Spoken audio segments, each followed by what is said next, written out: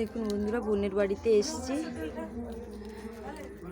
সকালবেলা টিফিনের জন্য ঘুগনি রান্না করছি।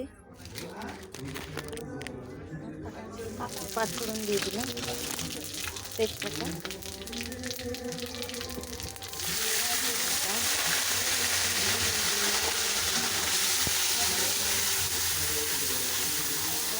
সকালের জন্য টিফিনের জন্য ঘুগনি রান্না করছি।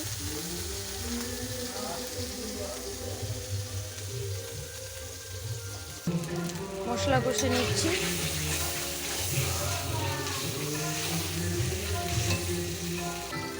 হলুদ গুঁড়া দিয়ে দিলাম,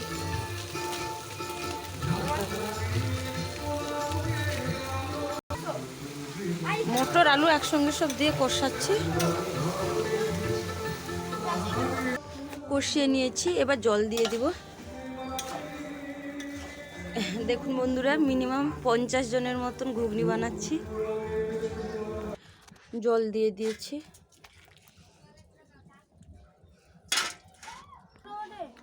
দেখুন বন্ধুরা, তৈরি হয়ে গেছে ঘুগনি।